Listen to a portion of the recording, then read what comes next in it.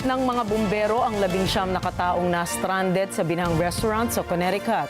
Ayon sa lokal na ulat, malapit sa Beacon Falls ang nasabing restaurant kung kaya't nang umapaw ang tubig baha ay unti-unti itong lumubog. Mga detalye ng balita ibabahagi maya-maya.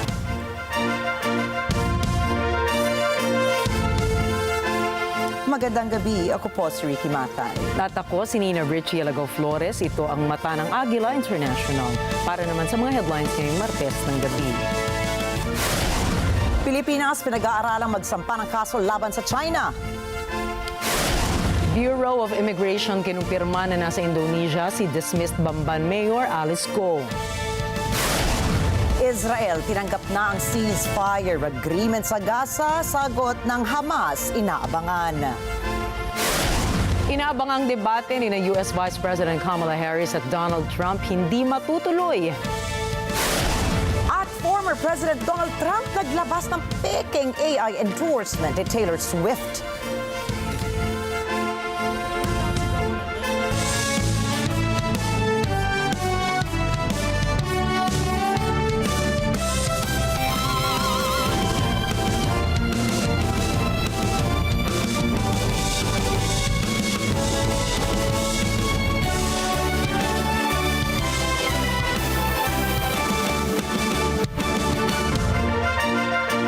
Pinag-aaralan ngayon ng Pilipinas ang pagsasampa ng kaso laban sa China Coast Guard o CCG dahil naging maritime accident malapit sa Escoda Shoal.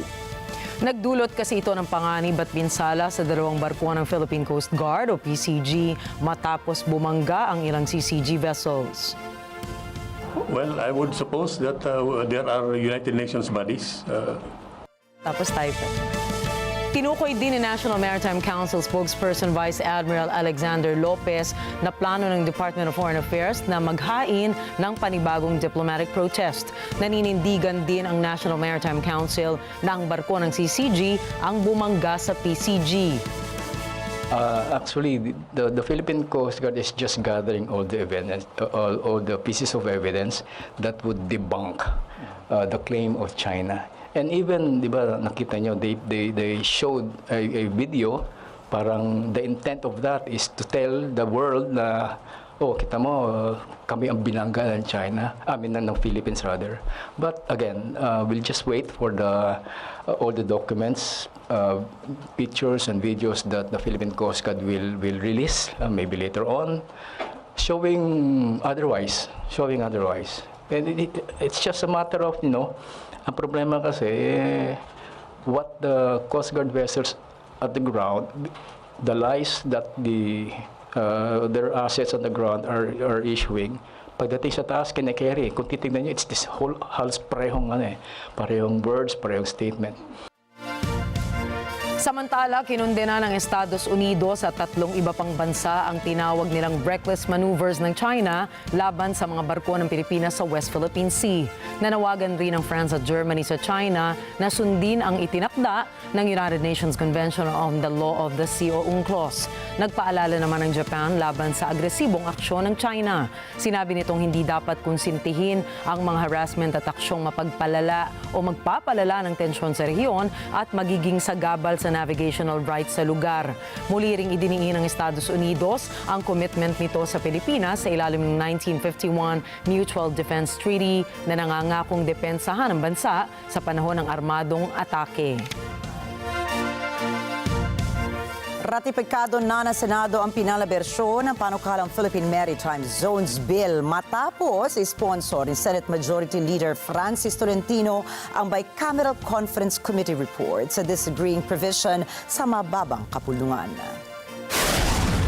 Ayon kay Tolentino, ang highlight ng Bicameral Committee report ay ang pagsanib ng artikulo na may kinalaman sa internal waters, kabilang na po rito ang archipelagic waters. Inaprubahan ang nasabing report noong July 17. Paliwanag ni Tolentino, kailangan ng batas para linawin ang karapatan ng bansa sa teritoryo nito. Una nang isinusulong ng ilang ahensya ng pamahalaan ang pagsasabatas ng panukala, kabilang na po ang Department of Foreign Affairs at maging ang Department of Energy. Nasa Malacanang na ang Maritime Zones Bill na kung saan ay lalagdaan na lamang ito ni Pangulong Ferdinand Marcos Jr. para maging ganap na batas. Noong July 2016, nagdesisyon ng Arbitration Court sa The Hague na sakop ng Exclusive Economic Zone o EEZ ng Pilipinas ang West Philippine Sea na may layong 200 nautical miles sa territorial sea. Idineklara rin ng The Hague na pag-aari ng Pilipinas ang Panganiban Reef, Ayungin Shoal at Recto Bank na nasa loob ng EEZ ng bansa alinsunod sa itinakda ng United Nations Convention on the Law of the Sea. Kinumpirma ng Bureau of Immigration na nasa Indonesia ngayon si dismissed Bamban Mayor Alice Go. Ayon sa ahensya, halos isang buwan nang nakalipas simula nang umalis ito sa bansa. Sa pahayag ni Bureau of Immigration Dana Sandoval, lumipad si Go mula Pilipinas patungong Malaysia noong July 16. Nitong araw ng Linggo, August 18, ay dumating si Go sa Indonesia mula sa Singapore. Patuloy naman ang backtracking ng Immigration Bureau sa kilos ni Go para matukoy ang mga taong may kinalaman sa pangingibang bansa nito. Samantala, pinag-utos ni Executive Secretary Lucas Bersamin sa Department of Foreign Affairs o DFA na kanselahin ang Philippine passport ni Go at ang kanyang mga kamag-anak. Kabilang dito ang mga pasaporte ni Wesley Go, Sheila Leal Go at si Cassandra Leong na authorized representative na na-grade na Pogo sa Porac, Pampanga. Nagkasundo ang Pilipinas at ang Estados Unidos sa pansamantalang pananatili ng mga Afghan nationals sa bansa. Ito ay habang pinoproseso ng mga Afghan nationals ang kanilang resettlement sa Estados Unidos. Hinihintay na lamang ang pagra-ratify ni Pangulong Ferdinand Marcos Jr. sa nasabing kasunduan bago ito maging epektibo. Subalit, ayon sa Department of Foreign Affairs, sasailalim sa full security vetting ang mga Afghan nationals na papasok sa Pilipinas. Anila, dapat ay tsakin ng mga aplikante na sila ay may entry visa bago dumating ng Pilipinas. Daraan din muna sa isang medical screening ang mga aplikante at aalis lamang ng billet facility para sa kanilang consular interview sa embassy. Ang Estados Unidos din ang gagastos para sa living expenses ng mga Afghan nationals na pansamantalang maninirahan sa Pilipinas. At ang mga aplikanteng ito ay otorisado lamang na manatili sa Pilipinas na hindi hihigit sa 59 na araw. Maaari nang bakunahan ang mga baboy laban sa lumalaganap na African swine fever o ASF. Yan ay dahil sa dumating na sa bansa ang 10,000 doses ng ASF na nakuha ng gobyerno sa pamamagitan ng emergency procurement. Ngunit ayon sa Department of Agriculture o DA ay dapat munang pumasa sa criteria ang mga baboy bago bakunahan ang mga ito. Ang mga baboy kasi na nagpopositibo sa ASF ay hindi isasama ng DA sa controlled vaccination. Ngunit tiniyak naman ni Agriculture Secretary Francisco Chu Laurel Jr. na magiging maayos ang lahat dahil nakikipag-usap na sila sa mga hog raisers organization upang simulan na ang pagbabakuna. Anya ay pinamamahagi ang mga bakuna sa lahat ng mga lugar na apektado ng ASF nang sa gayon ay hindi kumalat ang virus at hindi mahawaan ang mga baboy sa iba't ibang hog farms ng bansa. Since last week pala, nag-uusap na yung mga Bureau of Animal Industry natin at mga luan sa veterinary associations sa mga affected livestock growers doon. Please remember, this is voluntary. We are not going to impose na bakunahan yung baboy nila kung ayaw nila. Nakahanda na yung mga vets natin to vaccinate and hopefully everything goes on smoothly. Bukod sa isasagawang controlled vaccination sa mga baboy, ay patuloy rin ang ginagawang paghihigpit ng DA sa mga checkpoints sa iba't ibang bahagi ng bansa, partikular na sa Metro Manila, upang tsaking walang makakalusot na mga baboy o mga karne ng baboy na nagpositibo sa ASF. Inihayag ng Metropolitan Manila Development Authority na maantala ng 2 taon ang Metro Manila Flood Control Project nito. Sinabi ni MMDA Acting Chairperson Romando Arte sa budget hearing sa Senado, kasalukuyang nasa restructure phase ang programa kung kaya't magkakaroon ng 2 taong extension. Sa kabila po nito, nadismaya naman si Senator Joel Villanueva sa magiging delay ng programa. Tinanong ni Villanueva si Artes hinggil sa dahilan ng pagkakaantala ng programa, subalit hindi maipaliwanag ni Artes dahil ang Department of Public Works and Highways ang may hawak ng flood control.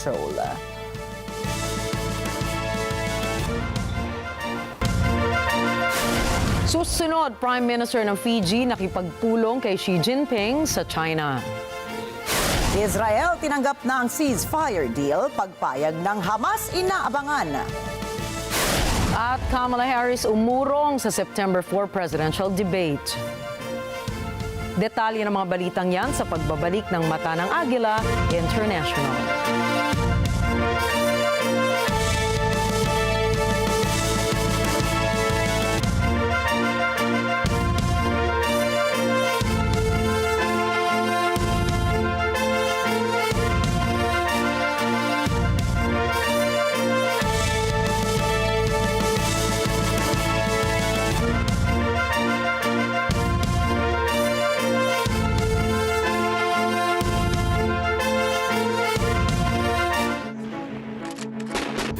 Hello mga ka-Net 25, this is Meg Imperial at iniimbitahan po namin kayo na makitakbo sa Net 25 Fun Run on August 26, 2024, Monday, sa Philippine Arena, Ciudad de Victoria, Bukawi, Bulacan.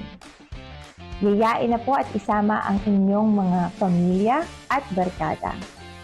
To register, scan the QR code sa inyong screen and I'll see you there. Bye!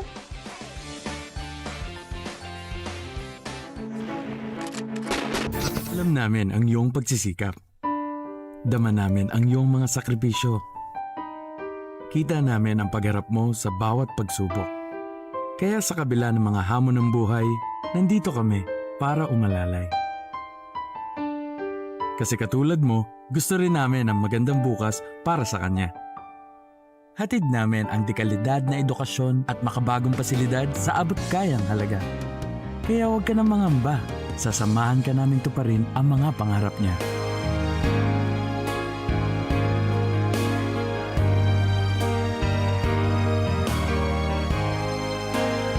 Maaasahan mong sulit dito ang mga pinagsikapan mo. Sa aming mga makabagong pasilidad at sistema ng edukasyon. Mailalabas natin ang aking talino at mga kakayahan niya. Kahit sa munting halaga, makakasiguro ka na makakasabay siya sa mabilis na pag-ikot ng mundo. Sa New Era, karamay mo kami sa bawat hamon. Kaagapay mo kami sa bawat hakbang. Kasama mo kami sa bawat ngiti at tagumpay.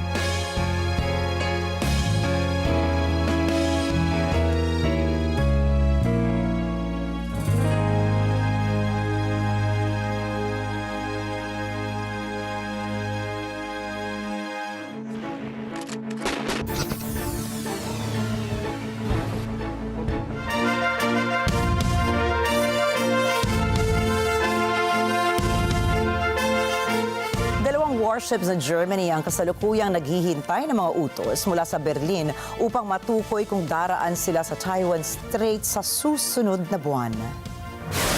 Habang ang US at iba pang mga bansa ay nagpadala na ng mga sarili nilang warships sa katubigan nitong mga nakaraang linggo, ito po ang magiging unang pagtangka ng German Navy mula noong 2002 na tahakin ang nasabing teritoryo. Inaangkin ng China ang soberanya ng Taiwan at sinasabing mayroon itong jurisdiksyon sa malawak na daluyan ng tubig na naghahati sa dalawang panig. Ang Taiwan Strait ay isang pangunahing ruta ng kalakalan kung saan dumaraan ang humigit kumulang kalahati ng mga barko sa buong daigdig. Parehas din na sinasabi ng US at Taiwan na isa itong international waterway. Nang tanungin tungkol sa potensyal na pagdaan ng mga Germans, binigyang diin ng China Ang soberenya ng Taiwan ay isang internal affair at dapat hindi nakikialam ang ibang bansa dito. Sa kabila ng banta ng China ay nagsagawa ng surface-to-air missile test ng Taiwan sa harap ng media sa isang liblib na lugar sa kanilang teritoryo. Ayon sa mga pahayagan ay nagsisimula na ang Taiwan na palakasin ang kanilang militar sa harap ng sunod-sunod na banta ng China na pagsakop sa kanilang bansa. Sa mga nakaraang buwan ay pinalawak pa ni Taiwanese President Lynch ang kanilang arsenal bilang pagpapatunay sa kakayahan ng Taipei na pigilan ang anumang planong panggugulo ng Beijing sa kanilang estado. Si Jinping base sa bayan ng Pingtung ay nagpalipad ang Taiwan ng Patriot missiles na galing Estados Unidos at ang kanilang sariling Gawan Skybow 3 missiles habang ang isang airco naman ay nagpakawala ng RIM 66 Standard missiles bilang isang rare of show of force naman ayon sa iba't ibang media outlet. Sa naturang base din nakatayong Weapons Development Range ng National Chung-Shan Institute of Science and Technology na isang ahensya naman ng gobyerno ng Taipei na iba't ibang armas katulad ng kanilang long-range Chongfang missiles na dinisenyo na makalipad ng malalim sa teritoryo ng China. Nakipagpulong si Chinese President Xi Jinping sa bumibisitang Prime Minister ng Fiji na si Tiffany Rabuka. 站在新的历史起点上，我愿同总理先生一道，在变乱交织的世界中，把握两国关系的大方向，推动构建中非命运共同体，更好地造福两国人民。 Sa kanilang pag-uusap, sinabi ni Xi na nais niyang palakasin ang pakikipag-ugnayan ng dalawang bansa sa kabila ng magulong daigdig. Sa ngayon ay nakikipagkumpetensya ang China sa Estados Unidos para sa impluwensya sa Pacific Islands. Ang pagbisita sa Beijing ni Rabuka ang kauna-unahang international trip ng pinuno ng nasabing estado. 2 linggo bago ang Pacific Islands Forum kung saan pag-uusapan ng mga lider ng nasabing rehiyon kung i-endorsohin ba nila ang panukalang sinusulong naman ng Australia. Ayon kasi sa Ocean of Peace Foreign Policy ng Australia, hindi lilimitahan ng kung sino man ang pakikipag-alyado sa mga malalaking bansa, subalit mahigpit na pagbabawalan ang militarisasyon ng kanilang rehiyon. Ipinag-utos ng mga otoridad ng Ukraine ang pagpapalikas sa mga pangunahing lungsod ng Donbas region. Ito ay dahil sa patuloy ang ginagawang pananakop ng puwersa ng Russia sa silangang bahagi ng bansa. Ayon sa mga opisyal ng Ukraine, lahat ng mga pamilya na naninirahan sa Pokrovsk at mga kalapit na lugar ay dapat na lumikas na. Mayroon silang hanggang 2 linggo na lumikas bago dumating ang puwersa ng Russia. Nagbunsod ang evacuation order kahit na ipinagmalaki ni Ukrainian President Volodymyr Zelensky na kanilang nasasakop ang Kursk region ng Russia. Noong Sabado, iniulat ang Africa Centers for Disease Control and Prevention o Africa CDC na ang bilang ng mga hinihinala o kumpirmadong kaso ng Mpox sa buong kontinente mula sa simula ng taon ay lumampas na po sa kabuuang bilang ng mga naiulat noong taong 2023. Rosel Feria para sa detalye. Ang Mpox na dating kilala bilang monkeypox ay isang viral infection na pangunahing kumakalat sa pamamagitan ng malapitang kontak, kabilang ang skin-to-skin contact, pakikipagtalik at respiratory interactions. Noong Sabado, 12 sa 55 miyembrong estado ng African Union ang nakaranas ng Mpox outbreak. Nasa 18,737 na mga kaso na naiulat sa mga bansang ito mula sa simula ng taon. Kabilang dito ang 3,101 kumpirmadong kaso, 15,636 hinihinalang kaso at 541 na nasawi na may mortality rate na 2.89%. Kasama sa mga kaso ang 3 uri ng virus, kabilang ang bagong tuklas na mas nakakahawa at mas nakamamatay na Clade 1B. Ang strain na ito ay nagsimulang kumalat sa Democratic Republic of the Congo noong Setyembre ng nakaraang taon. Sa kasalukuyan, kumalat na ang Mpox outbreak sa labas ng Africa. May mga kumpirmadong kaso sa Sweden at Pakistan. Noong nakaraang Miyerkules, idineklara ng World Health Organization na isang public health emergency of international concern na ang monkeypox. Nakaabang ang Democratic Republic of the Congo o DRC sa unang bagsak ng mga bakuna laban sa Mpox sa darating na linggo. Ito ay sa gitna ng banta na maaaring kumalat ang virus sa mas maraming bansa, hindi lamang sa kontinente ng Africa. Rosel Feria nagbabalik. Inaasahan ng DRC na matatanggap nito ang unang mga doses ng Mpox vaccine sa susunod na linggo. Ayon sa DRC Health Minister noong Lunes, kasunod nito ang pangako ng Estados Unidos at Japan na tutulong silang labanan ang pagkalat ng sakit. Noong nakaraang linggo, idineklara ng World Health Organization ang Mpox bilang isang global public health emergency sa ikalawang pagkakataon sa loob ng 2 taon. Ito ay matapos kumalat ng mabilis ang bagong variant ng sakit na kilala bilang Clade 1b sa Africa. Ang pagdating ng Mpox vaccines ay makatutulong upang matugunan ang malaking kakulangan nito sa Africa. Hindi kasi nagkaroon ang Africa ng access sa 2 bakuna na ginamit noong 2022 global Mpox outbreak habang sapat ang supply nito sa Europa at Estados Unidos. Rosel Feria para sa Mata ng Agila International, trusted, connected, on point. Inako ng military wing ng Hamas at Islamic Jihad ang pambobomba na isinagawa sa Tel Aviv at nagbantang magpapatuloy ito pag hindi tumigil ang Israel sa pagpapalayas at pagpapaslang sa mga Palestino. Ayon sa kapulisan ng Israel at Shin Bet Security Agency, nagpaputok ang isang individual na malakas na bomba linggo ng gabi sa Lynch Road ng Tel Aviv. Walang naitalang kasyalidad ang nasabing insidente, subalit ang sabi ng mga investigador, hindi nakalikas mula sa pagsabog ang naghanda umano ng bomba. Ayon naman sa Hamas, bahagi ito ng kanilang martyrdom operation na isinasagawa sa teritoryo ng Israel upang matigil na ang kanilang pagsakop sa Gaza. Tinawag naman ito ng Israel na isang terrorist attack at hindi daw nila basta-basta papahintulutan ang ganitong klaseng insidente sa kanilang teritoryo. כרגע בודקים את הדברים, ונכון לעכשיו אני יכול לומר שזה יכול להיות פח"ע וגם יכול להיות פלילי. כיוון הפח"ע מאוד רציני.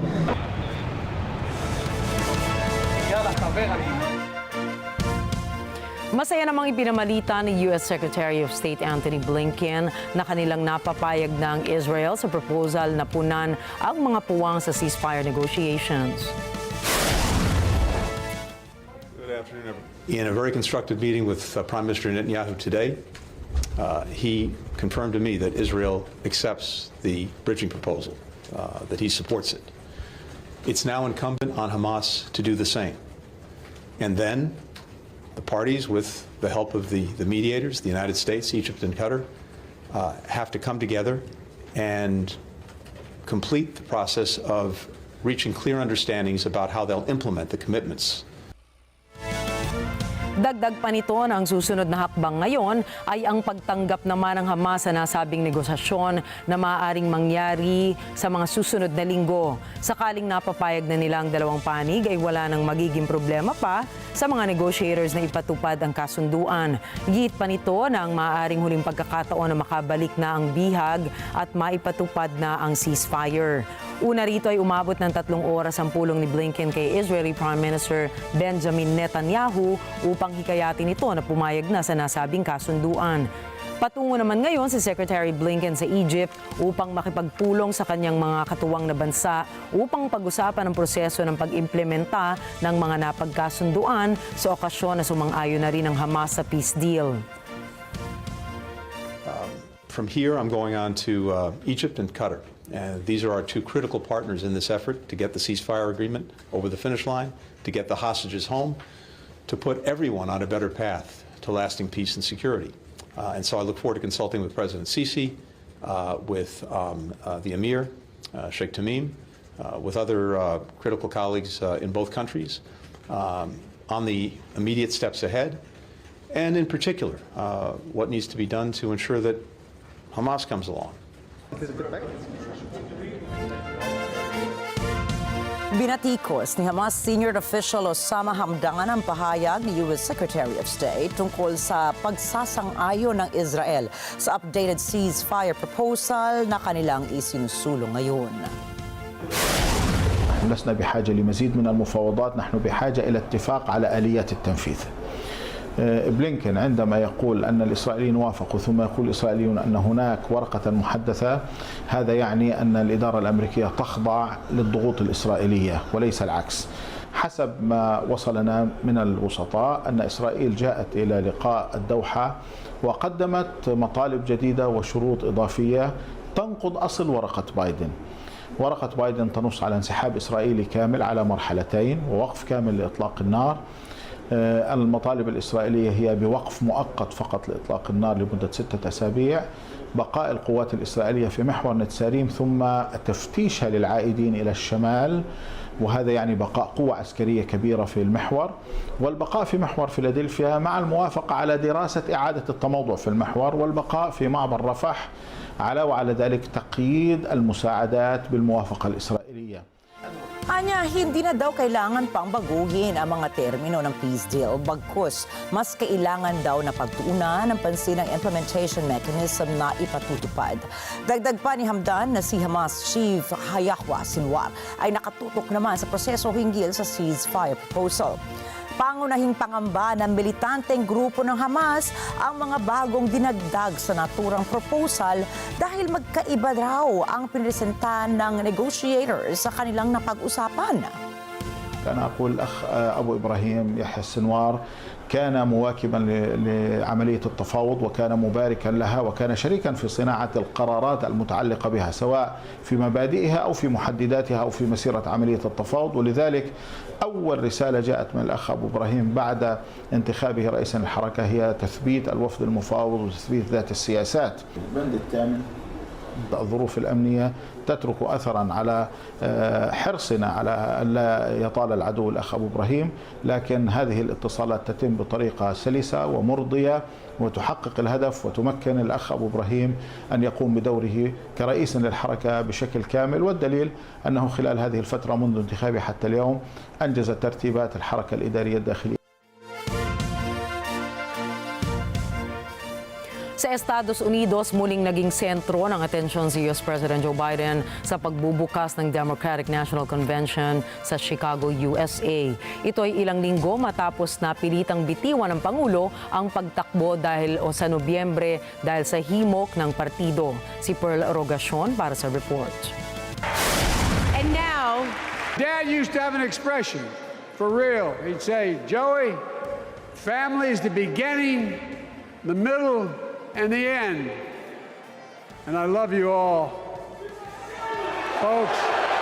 Sino man ang talumpati ni Biden ang kanyang mga nagawa bilang presidente at nagbabala sa mga delegado ng Democratic Party na ang demokrasya ay kailangang pangalagaan.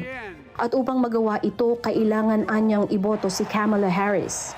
Ani Biden, tumakbo siya noong 2020 dahil sa nakita niyang naganap sa Charlottesville, Virginia. Nazis, Ku Klux Klan, racism na tinawag niyang lumang multo sa bagong kasuotan. Anya, ang eleksyon sa Nobyembre ay kaban para sa kaluluwa ng Amerika. Dagdag niya, mahalagang walang kanlungan sa bansa ang pagkamuhi. Ipinagtanggol ni Biden ang record niya habang binanggit ang kanyang achievements.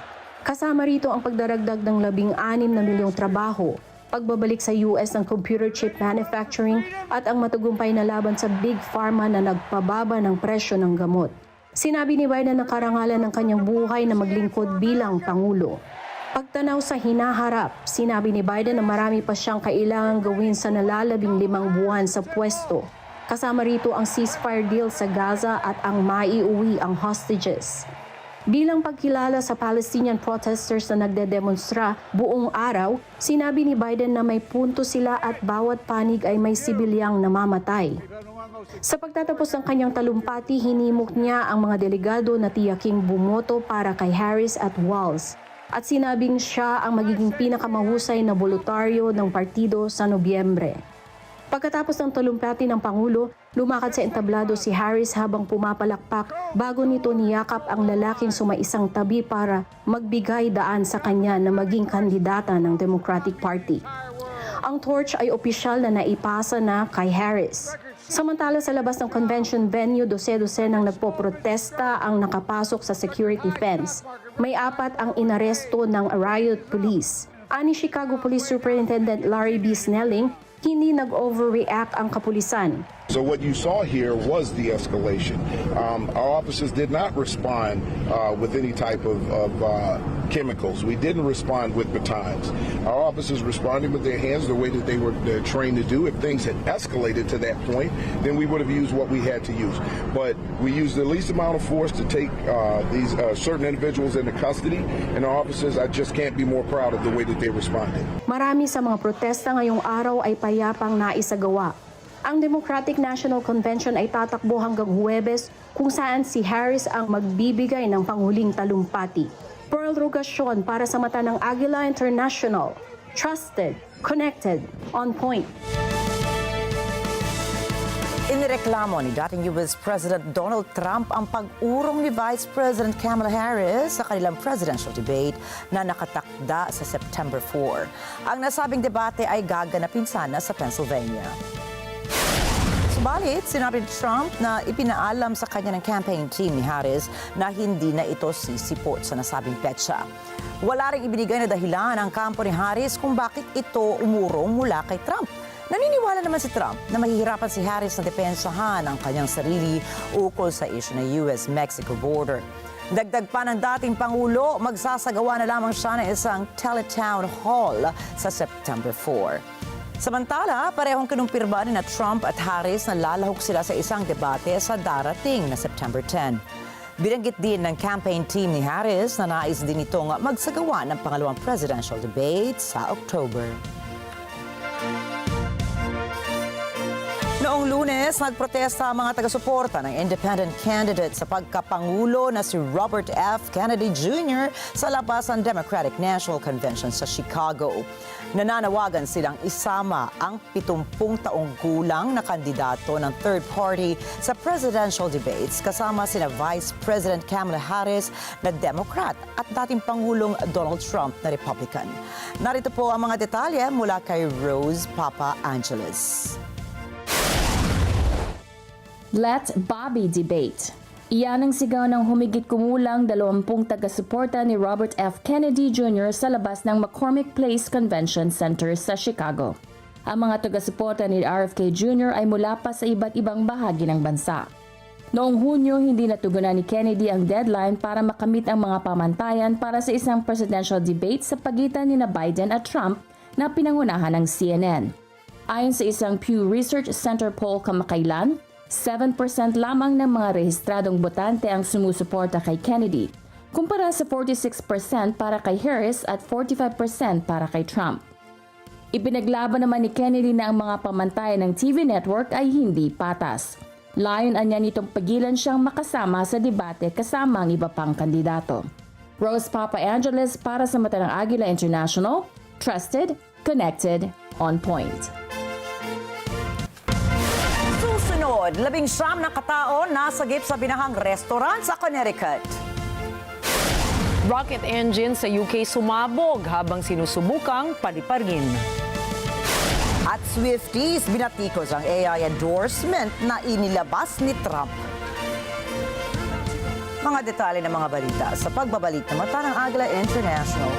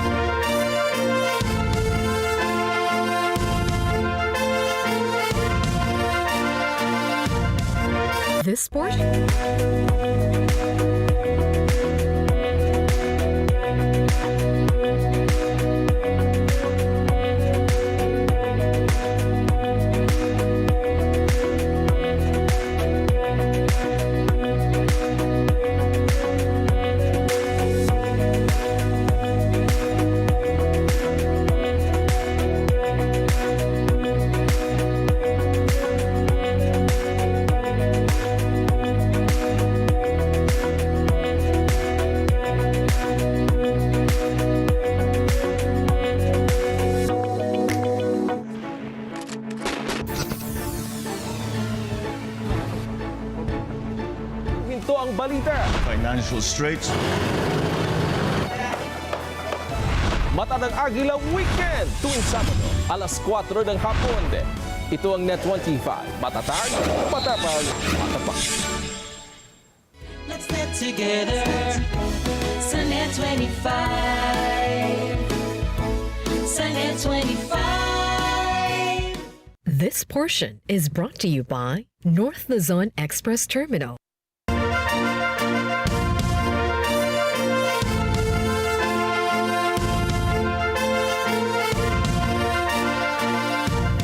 Nagbabalik ang mata ng Agila International sa pagpapatuloy ng ating mga balita ngayong gabi. Ligtas at nasa mabuting kalagayan ang 19 na kataong nasagip mula sa binahang restaurant sa Connecticut, USA. Ayon sa lokal na ulat, malapit sa Beacon Falls ang restaurant kaya nang umapaw ang tubig baha, unti-unti itong lumubog. Ginamit naman ng mga bumbero ang rescue ladder ng kanilang fire truck para isa-isa nilang mailigtas sa mga na-stranded na katao. Higit sa mga nailigtas na individual, may isang babae naman ang binigyang atensyong medikal dahil sa trahedya. Nananatiling sarado sa publiko ang gusali dahil sa mga hazard na natukoy na mga operatiba. Niyanig ng magnitude 7 na lindol ang Russia na naging dahilan ng pagputok ng Shiveluch volcano. Ayon sa US Geological Survey ay dakong alas 7 ng umaga nitong linggo nang tumama ang lindol sa Russia. Bukod rito, ang sentro ng pagyanig ay nasa 101 kilometro mula sa Petropavlovsk, Kamatsiatsky at may lalim na 28 kilometro. Kasunod nito ang pagbuga ng abo at lava mula sa bulkan na may taas na 5 milya. Naglabas naman ang mga otoridad ng red code warning dahil sa matinding abo na ibinuga ng bulkan. Samantala, patuloy na pinag-iingat ang mga residente sa masamang epekto ng abo sa kalusugan, pati na rin sa posibleng aftershocks. Patuloy ang ginagawang paghahanap sa British tech magnate na si Lynch at ng 5 pang ibang pasahero. Ito ay matapos pong lumubog ang super yacht na kanilang sinasakyan. Ayon sa mga otoridad, isang matinding bagyo habang bumabiyahe ng gabi ang naging dahilan ng paglubog ng super yacht sa Sicily. Bukod dito, aabot naman sa 10 tauhan at 12 pasahero ang naiulat na sakay nito. Batay sa ulat ng Italy's Civil Protection and Authorities, ligtas na ang asawa ni Lynch kasama ang nasa 14 na iba pang pasahero at tauhan. Nagpapagaling naman ang mga 8 pang nasagip habang ang iba ay nagpapahinga sa pinakamalapit na hotel. Samantala, matatandaang nasangkot noong Hunyo si Lynch sa malaking fraud trial sa US.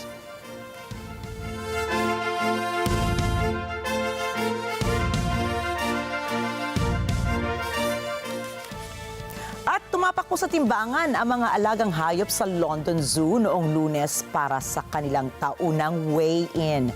Ito ay habang itinatala ng zookeepers ang mahalagang datos ng mga nasabing hayop. Chantel Santos po para sa balita. Sa 14,000 na mga hayop sa London Zoo, humigit kumulang 400 ang tinimbang. Ayon kay Angela Ryan na pinuno ng zoological operations sa London Zoo, challenging ang pagtimbang ng mga hayop ng paisa-isa, lalo na kapag marami sila sa isang habitat. Ang weigh-in ng London Zoo ay ginagawa taon-taon.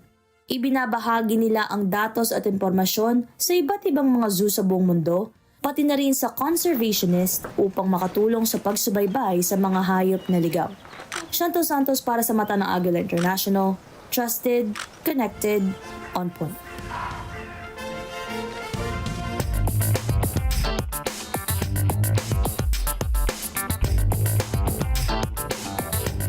Inilabas na ngayon sa publiko ang kauna-unahang 1-pound coin na may mukha ni King Charles III sa UK. Tinatayang aabot sa 3 milyong piraso ng barya ang nakatakdang ipamahagi sa mga post office at bangko sa buong bansa. Makikita sa harap ng barya ang mukha ng hari bilang bahagi ng paggunita sa pagmamahal nito sa mundo kasama ang pares ng mga bubuyog. Kabilang ang mga bubuyog sa 8 bagong disenyo na makikita sa barya mula sa 1 pound hanggang 2 pound. Dagdag pa rito ang nasa likod na disenyo ng barya na flora and fauna ng bansa at iba't ibang uri ng mga hayop gaya ng red squirrel at capercaillie grouse. Suportado rin ng Royal Horticultural Society at Royal Society for the Protection of Birds ang bawat bagong baryang ilalabas. Samantala, maaari ring gamitin ang nasa 29 na bilyon na dating barya na may disenyo naman ni Queen Elizabeth II na unang inilabas noong 2008.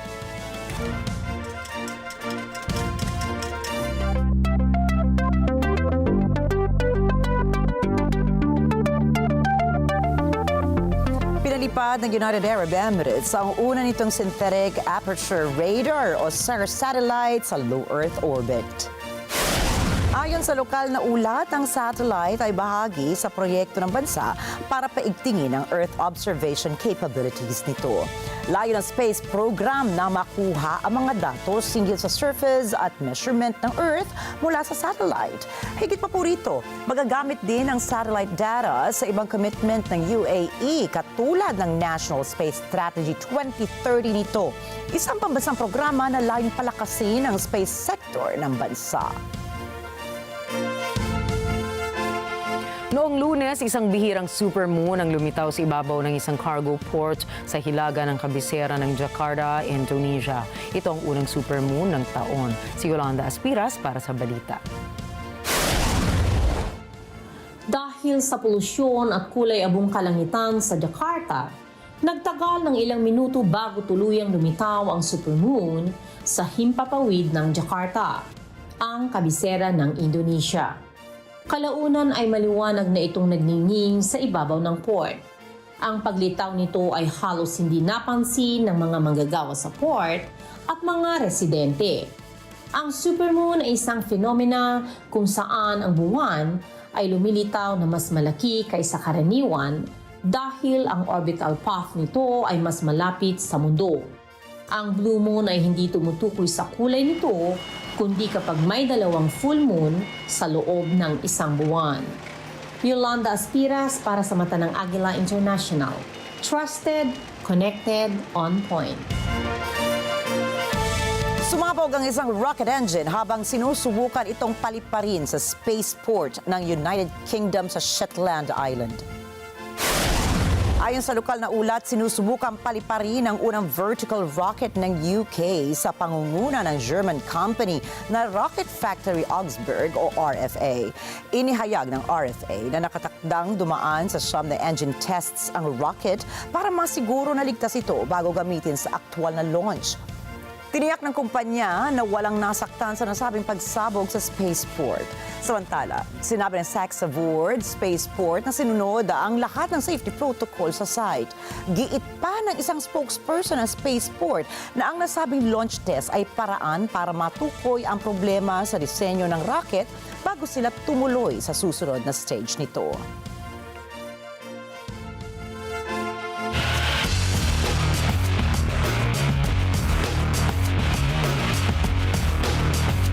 Matagumpay na naipanalo ni Italian tennis player Yannick Sinner ang ikatlo niyang tropeyo sa ATP Masters laban kay American tennis player Frances Tiafoe. Tinapos ni Sinner ang laban kontra kay Tiafoe sa Cincinnati Tennis Open sa score na 7-6, 7-4 at 6-2.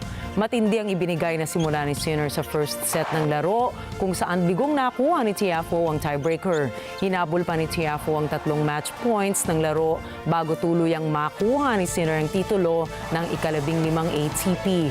Nakapagtala naman si Sinner ng 29 na hit sa laro kasama na ang 13 ace. Samantala, kinikilala ngayon si Sinner na isa sa pinakabagong batang kampyon ng Cincinnati Open mula noong huling laban ni Andy Murray noong 2008.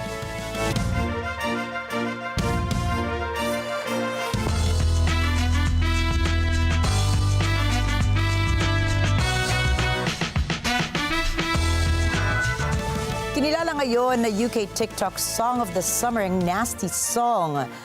Tinashe matapos nitong matalo ang mga kanta ng mga artists na sina Sabrina Carpenter at Billie Eilish. Kumangkot ang kantang Nasty ng higit sa 10 milyon na videos mula sa TikTok kung saan ay naging highlight ang linyang Match My Freak. Nagsimula na maging viral sensation ang kanta ni Tinashe noong April dahil sa groovy dance video na kanilang inilabas ng British dancer na si Nate Diviner.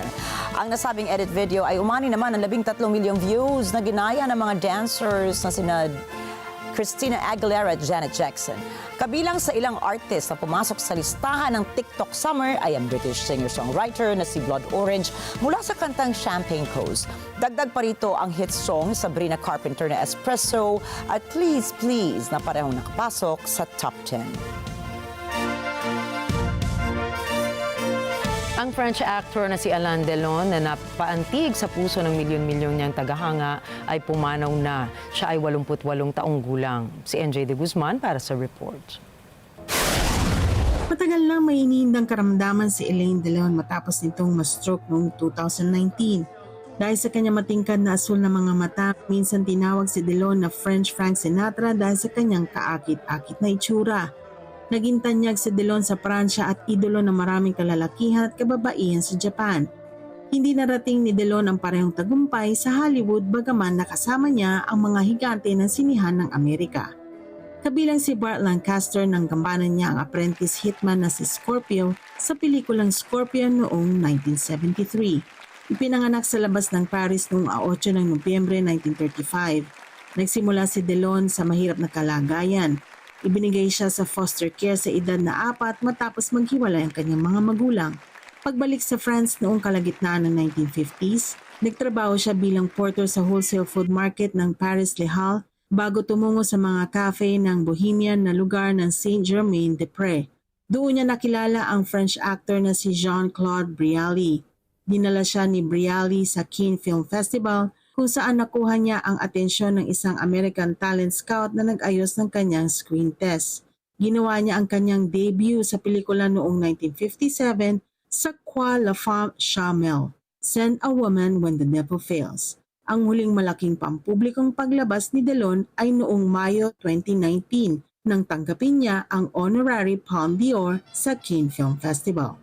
Sa kanyang mga huling taon, naging sentro si Delon ng isang alitan sa pamilya tungkol sa kanyang pangangalaga na naging tampok sa balita ng France. Noong Abril 2024, iniligay si Delon ng isang hukom sa ilalim na reinforced curatorship, ibig sabihin ay hindi na siya ganap na may kalayaan sa pamamahala ng kanyang mga ari-arian. Sumailalim siya ng legal protection dahil sa mga alalahanin sa kanyang kalusugan at kapakanan. NJ De Guzman para sa mata ng Agila International, trusted, connected, on point. At tapatan po ang labanan ng Hollywood couple na si Ryan Reynolds at Blake Lively para sa highest grossing film sa global box office. Sa pagbubukas ng pelikulang Deadpool and Wolverine ni Ryan Reynolds ay nakapagtala na agad ito ng $205 milyong. Dagdag pa rito ang panibagong datos noong August 11 na $1 bilyong nakita sa global box office. Matagumpay din na naging unang linggo ng pelikulang It Ends With Us ni Blake Lively na kumita naman ng nasa $50 milyong. Hango po ang kwento ng palabas mula sa 2016 best-selling novel book ni Colleen Hoover. Samantala, matatandaang magkasamang dumalo ang dalawa sa red carpet premiere ng kanilang mga palabas. Ayon kay Reynolds, suportado nila ang pelikula ng bawat isa kung saan ay nag-cameo ang kanyang asawa na si Lively bilang Lady Deadpool. Inuulan ngayon ang batikos ang kandidato ng Republican Party na si Donald Trump. Ito ay matapos niyang maglabas ng peking AI endorsements ni Taylor Swift. Kumakalat online ang ilang peking larawan ni Swift na nagpapakita ng pagsuporta umano nito sa ginagawang pagtakbo ni Trump. Lumalabas na ang mga larawan na ipinost ni Trump sa kanyang social media accounts ay AI-generated deepfakes.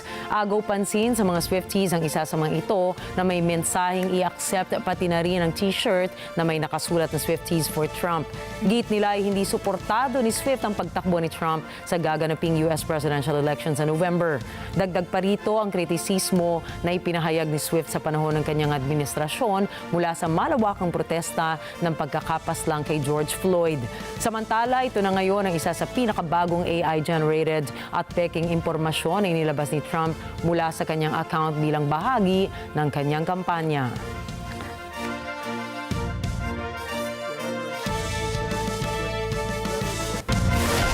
Susunod, top student sa Papua New Guinea tatanggap ng scholarship na STEM sa Estados Unidos. Brussels naglatag ng pinakamalaking flower carpet sa makasaysayang plaza. Habang abangan naman ang iba pang mga storya pagdating ni Alma Angeles at ng Net25 World News. Iba pang mga balita sa pagbabalik pa rin ng mata ng Agila International.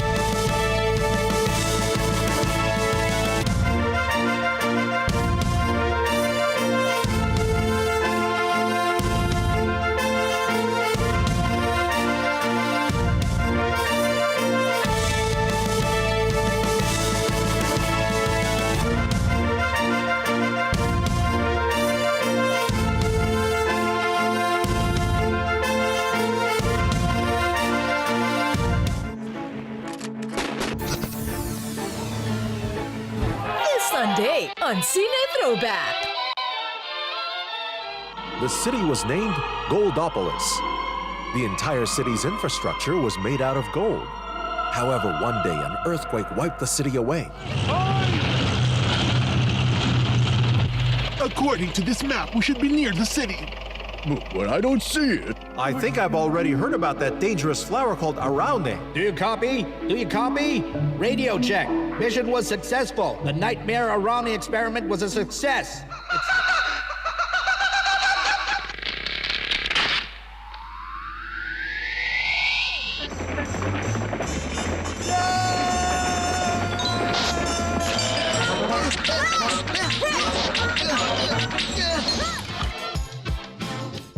This Sunday, 12 noon, here on Net25. Let's get together. Sunday 25.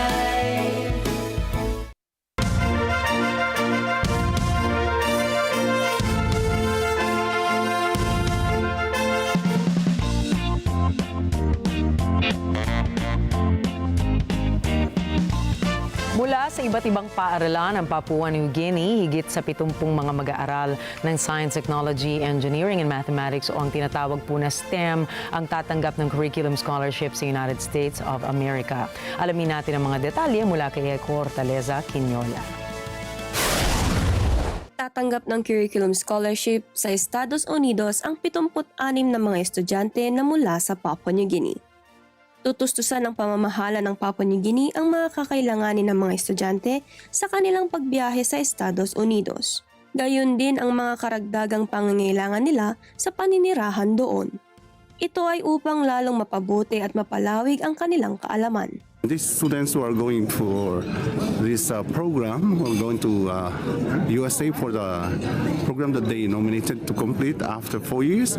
They are so fortunate because this is just only once in a lifetime experience of their part. Layon ng programang ito na magbigay ng karangalan sa bansa ang mga makakatapos. Yes, I'd like to thank the current government for this opportunity, my family for their unwavering support. I hope to gain a world-class education, broaden my horizons, and with that bring back valuable knowledge and skills to contribute to Papua New Guinea in its development. Gayon din ang makahanap ang mga ito ng mas maraming oportunidad para sa maayos na kinabukasan. The government is have a good vision and a plan for this country to give priority to our STEM students to take opposite studies abroad. With the opportunity that's given, I believe that our students can be able to do better. They can be competitive from the result that they saw. I think they are doing well, so we are proud. And our students, current students going, and it will be the next future yet to come. Maybe it's more big going, and our country definitely going to change. Eko Hortaleza Quinola, Port Moresby, Papua New Guinea para sa mata ng Agila International, trusted, connected, on point. Noong Huwebes, binalot ng halos 1 milyong makukulay na bulaklak ang makasaysayang plaza ng Brussels. Ito po ay bilang bahagi ng ika-23 edisyon ng tinatawag na Flower Carpet Event. Narito ang report ni Mayfanway Zaragoza. 70 metro ang haba, 24 na metro ang lapad ng flower carpet na ito. Ang nakamamanghang carpet ng bulaklak na tinawag na rhizome ay disenyo ng street artist na si Ocean Cornell. Mahigit sa 100 voluntaryo ang gumugol ng halos 6 na oras upang buuin ang obra maestrang ito. Sa kauna-unahang pagkakataon, sa halip na traditional na begonias, ang floral puzzle ay binubuo ng higit sa 80% na sariwang dahlias. Ito ay dahil sa mas matibay ang mga ito. Ang carpet ay masisilayan hanggang sa 18 ng Agosto. Maaaring pagmasdan ng publiko ang panoramic na tanawin ng flower carpet mula sa balkonahe ng Town Hall. Ang unang flower carpet sa Brussels ay ginawa ng landscape architect na si Etienne Stoutmus noong 1971. Mayfanway Zaragoza para sa Mata ng Agila International. Trusted, connected, on point. Nakahanda ngayong magbigay ng cash prize ang Switzerland sa may pinakamagandang ideya na maialis ang mga bala sa lawa ng Brianz. Ayon sa Swiss Defense Department ay paghahatian ng tatlong may pinakamagandang ideya ang nasa 57,000 dolyar na papremyo. Kinakailangan na ang maiisip nilang paraan sa pagtatanggal ng mga bala sa lawa ay ligtas at eco-friendly. Matagal ng pangamba ng mga opisyal ang mga nakalubog na bala na maaaring sumabog kahit kailan dahil sa mga fuses na hindi naialis. Aabot naman sa 150 hanggang 220 meters ang lalim ng ilan sa mga bala habang ang iba ay nasa 6 o 7 metro mula sa ibabaw ng tubig. Samantala, pinag-aaralan na ng gobyerno sa Swiss ang iba pang posibleng paraan at epekto ng pag-alis sa mga nasabing bala. Ipinagdiwang po ng Colombia ang taunang Wind and Kite Show sa makasaysayang bayan ng Villa de Leyva ngayong linggo. Narito ang mga detalye mula kay Cherry Recolizado. Ayon sa kasaysayan ng China, ang mga unang saranggola ay lumitaw mahigit 2,000 taon na ang nakalipas. At sa Wind and Kite Show celebration sa taong ito, guest of honor ang China na pinagmulan ng sinaunang sining ng paggawa ng saranggola na ngayoy tinatangkilik sa buong mundo. Ang pagpapalipad ng saranggola noon ay ginagamit upang magpadala ng mga mensahe sa panahon ng digmaan. Kalaunan, ito ay naging tanyag na libangan. Ang mga baguhan, professional at maging mga bata ay nagkaroon ng kompetisyon sa iba't ibang kategorya. Kabilang ang miniature at artisanal na mga saranggola. Bilang China ang espesyal na bisita, layon ng event na isulong ang kasaysayan ng Weifang. Ang Weifang ay kilala bilang Kite Capital of the World. Ang Wind at Kite Competition ay unang inilunsad noong 1975 at naging taunang kaganapan na mula noon. Ito ang pinakamalaki at pinakatanyag na kompetisyon ng saranggola sa Colombia na umaakit ng napakaraming kalahok bawat taon. Cherry Recolizado para sa Mata ng Agila International. Trusted, connected, on point.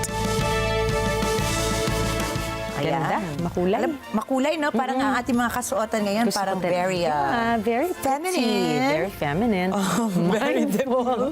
So mindful. Ayan, sa puyat sa mga umiiral na videos sa TikTok. Tama. Very mindful. Very demure. Parang yung mga suot natin. Oo, diba? Which just reminds me nga, di ba yung kaninang news item natin about the dahlia. So medyo nag-research ako. Yung dahlia, di ba? Ang dami dito sa Pilipinas ng dahlia. Oo naman. Kilalang-kilala rin natin. Oo, ayun pala, it came from Central America and it happens to be the national flower of Mexico. So, nung mga 15th century, 16th century, yung Spain, nagpadala ng mga barko doon para magsaliksik pa tungkol sa dahlia. At malamang, kaya nadala rin dito sa Pilipinas. Pilipinas. No? Nadalya nadala sa Pilipinas. Nadalya ang dahlia. Na ang ganda. Tsaka tama naman na yun ang gamitin kasi nga sabi nga, di ba, mas long-lasting. So, syempre, kailangan mo yan para ma-view yung flower carpet ng mas mahabang panahon. Na fresh pa din. Ikaw ba, nakipansin ko, meron kang flower dito. Ano, mahilig ka ba sa flowers? Oo. Ang tawag dito ay everlasting. Kasi hindi po siya nalalanta. Ay, oo, maganda yan. Hanggang sa kaduluduluhan po ng panahon ay mananatiling sariwa po iyan. Tignan naman natin kung anong paborito. Oo, nagsisenya sa direct. Wala daw everlasting pagdating sa extra. Alamin naman natin kung ano naman ang paboritong bulaklak na Miss Alma Angeles dahil parating na po siya sa Balik Tandaan. Mula Lunes hanggang Biyernes, narito kami ni Nina upang maghatid ng balita saan mang dako ng mundo. Muli ako po si Rikki Mathay. At ako naman, si Nina Rikki Alagao Flores. Ito ang Mata ng Agila International. Para sa mga balitang nangyari sa iba't ibang panig ng mundo, punta naman tayo kay Alma Angeles para sa Net 25 World News. Take it away, Alma!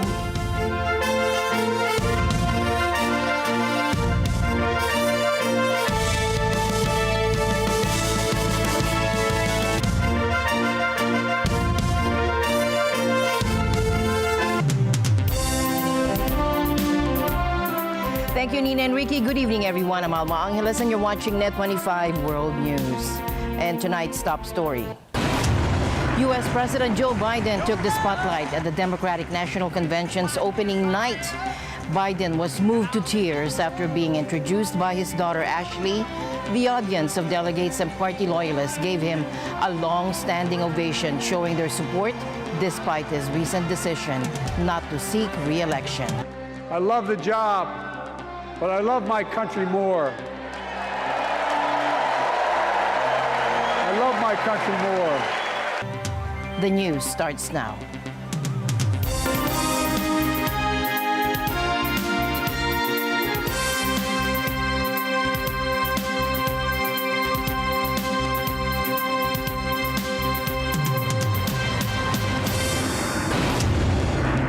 U.S. President Joe Biden took center stage at the Democratic National Convention, wiping away tears as his daughter Ashley introduced him.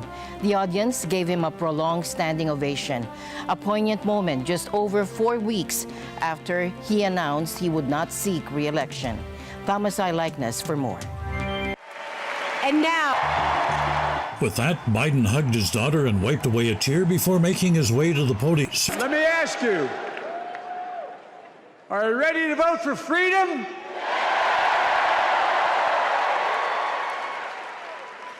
Are you ready to vote for democracy and for America? Let me ask you, are you ready to elect Kamala Harris and Tim Walz, President and Vice President of the United States? He says this election is a battle for the soul of America. Just think about it. COVID no longer controls our lives. We've gone from economic crisis to the strongest economy in the entire world. Record 16 million new jobs. Record small business growth. Record high stock market. Record high 401ks. Wages up and inflation down, way down, and continuing to go down. Their president. I love the job, but I love my country more. I love my country more. And all this talk about how I'm angry at all those people who said I should step down, that's not true. I love my country more, and we need to preserve our democracy. And above all, we need you to beat Donald Trump. We're working around the clock, my Secretary of State, to prevent a wider war and reunite hostages with their families and surge humanitarian health and food assistance into Gaza now. To end the civilian suffering of the Palestinian people and finally deliver a ceasefire and end this war. Referring to the pro-Palestinian protesters that had been demonstrating all day, Biden says they have a point, adding innocent people on both sides are being killed. As he wrapped 2024 We need you to vote. We need you to keep the Senate. We need you to win back the House of Representatives. And above all, we need you to beat Donald Trump.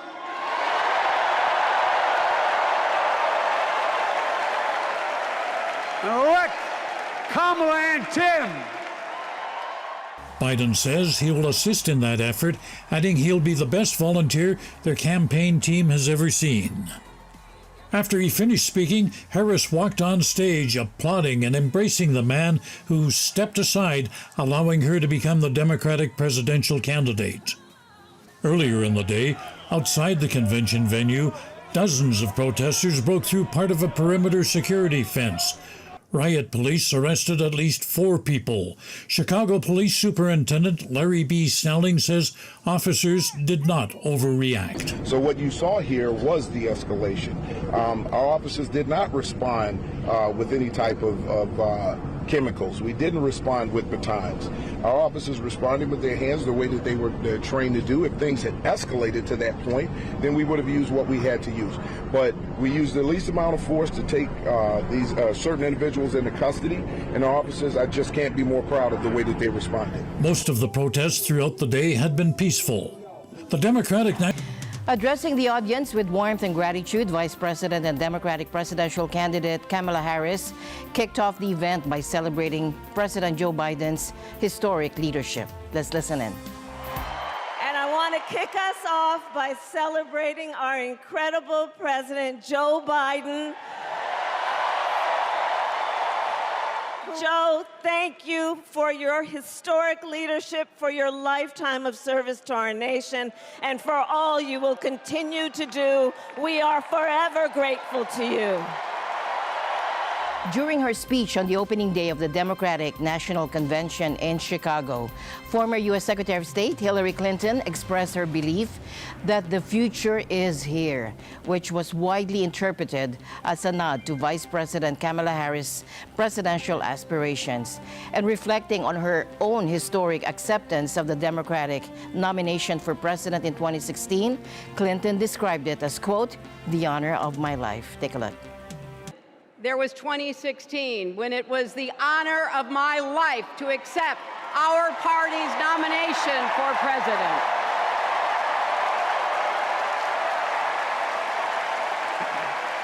And nearly 66 million Americans voted for a future where there are no ceilings on our dreams.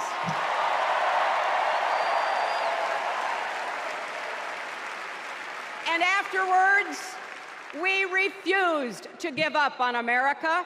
Millions marched, many ran for office.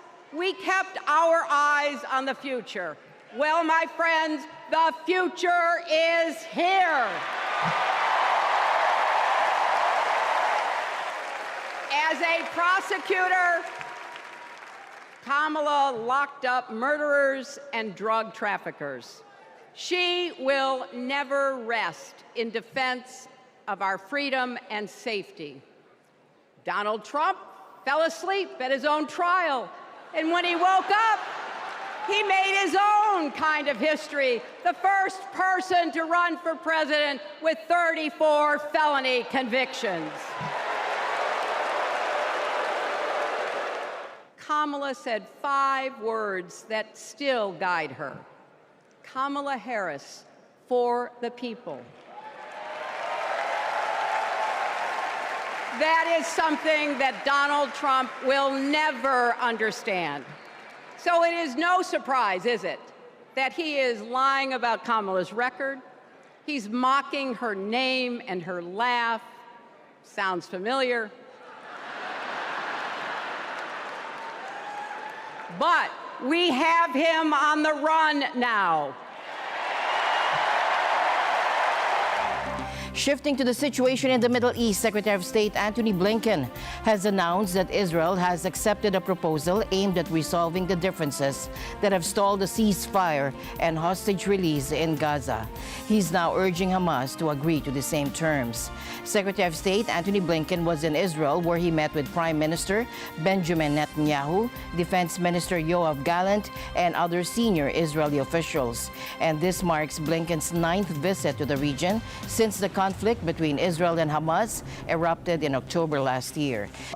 In a very constructive meeting with Prime Minister Netanyahu today, he confirmed to me that Israel accepts the bridging proposal, that he supports it. It's now incumbent on Hamas to do the same. And then the parties, with the help of the mediators, the United States, Egypt, and Qatar, have to come together and complete the process of reaching clear understandings about how they'll implement the commitments. From here, I'm going on to Egypt and Qatar. These are our two critical partners in this effort to get the ceasefire agreement over the finish line, to get the hostages home, to put everyone on a better path to lasting peace and security. And so I look forward to consulting with President Sisi, with the Emir, Sheikh Tamim, with other critical colleagues in both countries on the immediate steps ahead, and in particular, what needs to be done to ensure that Hamas comes along. His visit follows the recent ceasefire talks in Qatar, which ended without a deal. Hamas, which boycotted the talks, accused Prime Minister Netanyahu of rejecting the original deal proposed by President Joe Biden in May. Hamas claims Netanyahu is the main obstacle to reaching a truce, insisting they will only agree to a deal and release hostages if Israel withdraws its troops from Gaza. In response, Netanyahu has maintained that Israel will not pull back its troops until all hostages are released. Secretary Blinken is now in Egypt, where another round of talks is scheduled, with the U.S. and Qatar acting as mediators. Blinken has emphasized that the Cairo talks could be the last and best opportunity to secure peace in the region. And despite ongoing negotiations, fighting continues. Israel conducted airstrikes in the Gaza Strip, resulting in the deaths of at least 21 people. Meanwhile, Lebanon-based Hezbollah launched over 50 rockets into northern Israel, which was followed by cross-border gunfire targeting Israeli civilians. In retaliation, Israeli fighter jets carried out an airstrike in Lebanon, killing at least 10 people, including Hezbollah members. All eyes are now on the Cairo talks, as the U.S., Qatar, and Egypt work tirelessly to bring Israel and Hamas back to the negotiating table and end the brutal 10-month-long conflict. Before Ukrainian soldiers crossed into Russia's western border, there were no indications from Moscow of any impending issues. Now, just hours earlier, the Russian Defense Ministry announced that over 2,500 regiment members involved in capturing a town in eastern Ukraine would be honored for heroism. Meanwhile, Valery Gerasimov, overseeing the Russian war effort, was seen in a video footage visiting a different combat zone in Ukraine, seemingly unaware of the events unfolding in Russia's western Kursk region. As panic spread among local Russian residents, questions arose about the effectiveness of Russia's surveillance, border defenses, and military preparedness. Defense analyst Brady Afric highlighted that the fortifications in the Kursk region had fewer obstacles and fighting positions. In Kursk region, Russians' fortifications in this area tended to have fewer anti-vehicle ditches, fewer obstacles, and fewer fighting positions when compared to positions in occupied southern Ukraine. And this has a couple impacts. First, it reduces Russian forces' ability to defend against a Ukrainian attack. And two, if Russian forces need to fall back in the event of a Ukrainian attack, they have fewer locations to fall back to. So along those lines, it was likely easier for Ukrainian forces to progress around and through Russia's fortifications in the region, especially if they were manned by fewer or poorly trained personnel. Right now, it seems like Russian forces are prioritizing building anti-vehicle ditches and fighting positions along key roadways deeper into Kursk Oblast. but I expect to see them constructing more obstacles and fighting positions, especially if Ukraine continues to advance deeper into the region. Despite initial assurances by Gerasimov about smashing the enemy and reaching the state border, more than 100,000 Russian citizens have been displaced, and Ukraine claims control of over 1,000 square kilometers of the Kursk region, indicating that Moscow's forces are yet to achieve their intended goal. A fire sparked by Ukrainian drone attack on a huge diesel depot in Russia's southern Rostov region has engulfed more fuel storage tanks. News agencies reported on Tuesday, citing local authorities, and Ukraine often says it is retaliating against Russia's attacks on its energy infrastructure, while Moscow calls drone attacks on its oil infrastructure acts of terrorism. Around 20 of the 74 storage tanks at the depot in the Proletarsk district of the region are on fire, according to the RIA News Agency, reporting and citing local administration boss Valery Gornich. More than 500 firefighters are tackling the fire, he told the TASS News Agency. Governor Vasily Golubev said on the Telegram messaging app on Monday that 41 firefighters had sought medical treatment, including 5 who were placed in emergency care. Baza, a Telegram channel close to Russian law enforcement, reported on Tuesday that the fire, now spread over 10,000 square meters, is likely to continue for several days. In a significant move ahead of the upcoming election, President Joe Biden has introduced a new program aimed at providing legal status to immigrant spouses of U.S. citizens who have been living in the country for over a decade. The initiative, part of the Keeping Families Together program announced in June, is expected to benefit around 500,000 spouses, 50,000 children under 21 who have a U.S. citizen parent. Eleanor Casanova, a 72-year-old naturalized U.S. citizen originally from the Philippines, expressed relief at the new program. It is very important because you cannot just apply for work without any work permit or anything like that, and you cannot choose any work, even though you're talented or you have any things that you know or eligible for it. You cannot because you don't have any permit. So you know what I mean. So we lost a lot of opportunities. The program marks one of Biden's most substantial efforts to address the status of long-term U.S. residents who entered the country illegally. Just because you're married to a U.S. citizen does not mean that you can remain in the United States in order to get your residency. So the way it works is your family member can petition you, but ultimately you do have to leave the country if you do not have a lawful entry, so that you can attend an interview, and then at that point you can come back into the United States and receive your residency. What this does is it eliminates that part. So you wouldn't have to leave if you are granted this relief. Republican presidential candidate Donald Trump said that if elected, he would tap Elon Musk for a cabinet or advisory role, if he would do it. Would you consider having Elon Musk have a role in the cabinet, advisory position? I would. He's very smart. I had a great talk with him the other day. As you know, it went on for 2.5 hours almost, and perhaps you listened, but he's a very smart guy. I certainly would. If he would do it, I certainly would. He's a brilliant guy. Trump also said he would consider ending a $7,500 tax credit for electric vehicle purchases, calling it ridiculous. End it. And I'm a big fan of electric cars, but it's going to be a much smaller market. They don't go far enough and they're very expensive. So what I would do is very strongly, I would rescind the mandate, because the mandate is ridiculous. People want to buy a gasoline-powered car, propelled car. If they want to do that, I think they should. If they want to buy a hybrid, they should be able to buy a hybrid. And what they've done is they're going to destroy our automobile industry. And I am a big fan of electric. I'm a big fan of Elon and other people involved in the electric car. I think an electric car is great. But it's somewhat limited because of the cost. The cost is higher because of the availability in terms of the material. They're going to have to be made largely in China. They're going to be made in China. And it's also, it doesn't go far enough. You've got to have something that can go where You don't have to recharge 4 times if you want to take a trip down to Washington, D.C., which we are also going to fix and make safe, by the way. In Italy, a luxury super yacht tragically sank off the coast of Sicily during a severe storm, leaving 1 man dead and 6 individuals missing, including British tech tycoon Mike Lynch. Climatologist Luca Mercalli suggested that global warming may have contributed to the freak storm that led to the yacht's destruction.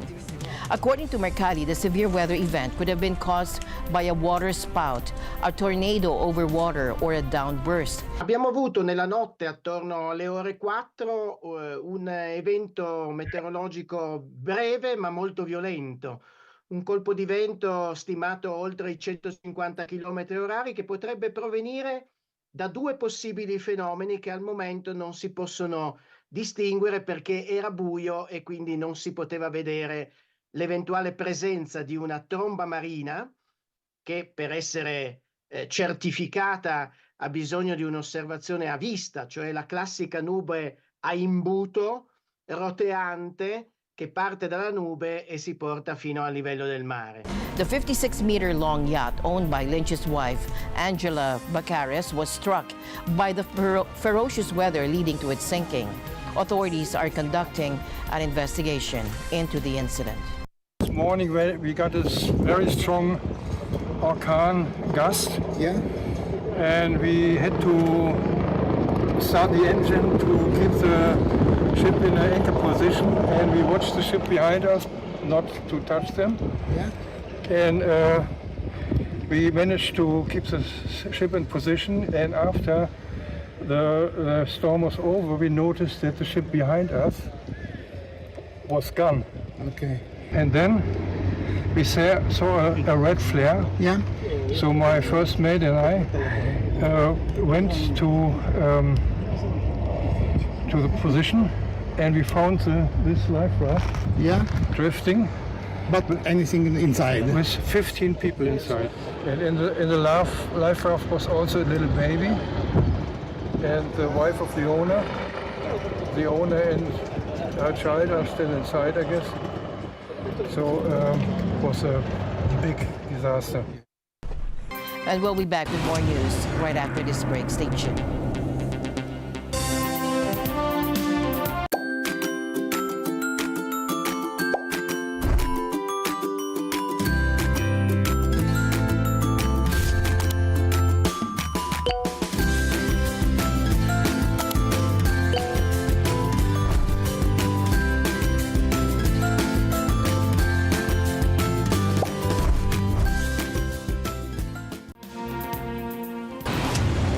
Australia and Indonesia have signed a landmark defense cooperation agreement that will allow their militaries to operate from each other's countries.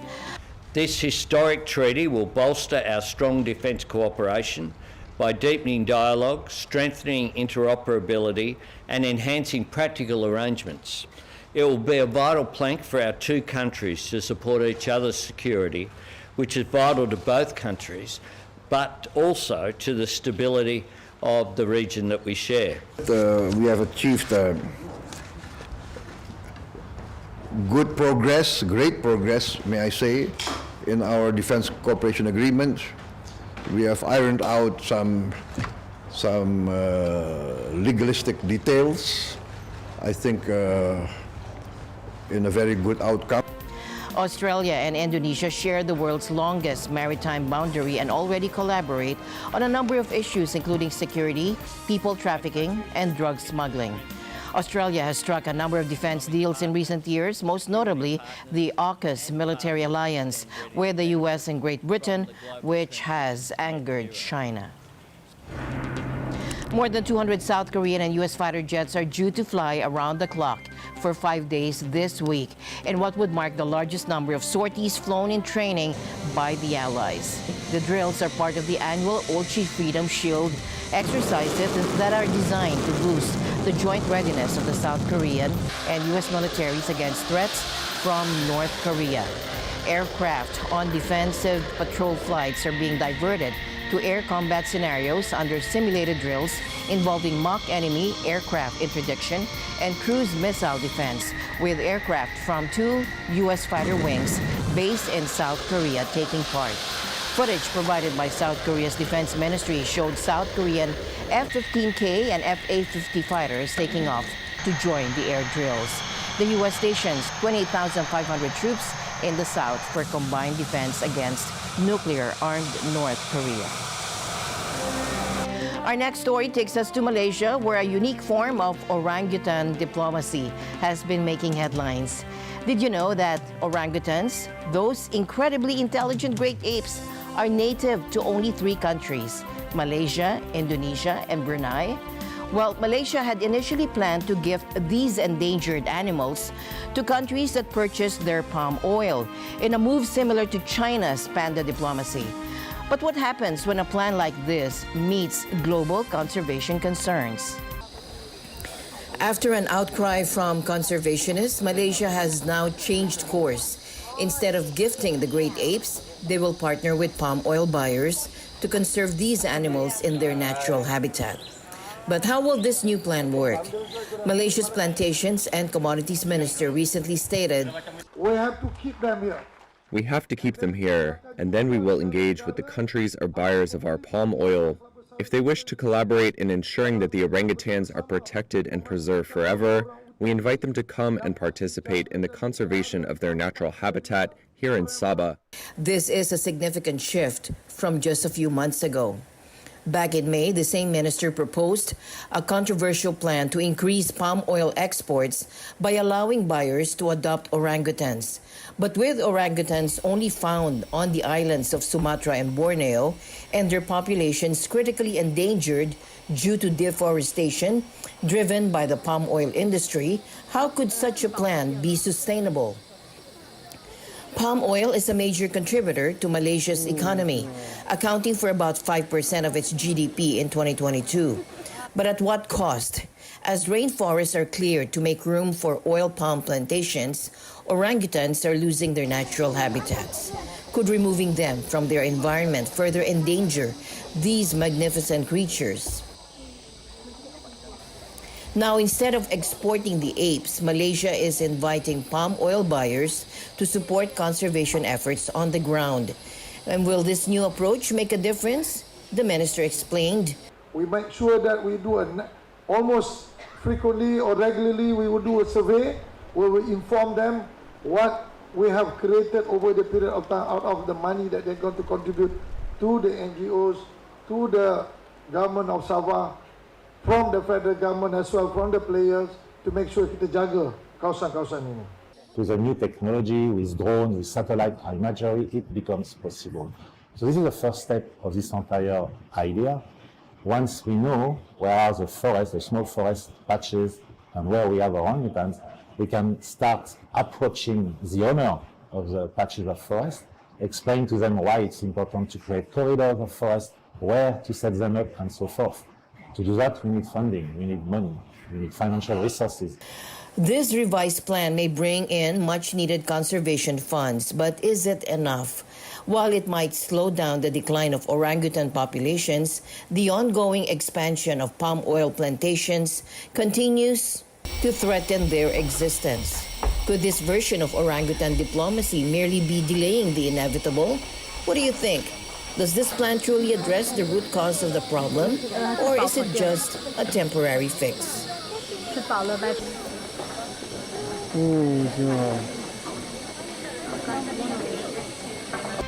And tonight, skywatchers are in for a special treat. A rare astronomical event, the blue supermoon, is gracing our skies. Have you ever seen a full moon twice in a single month?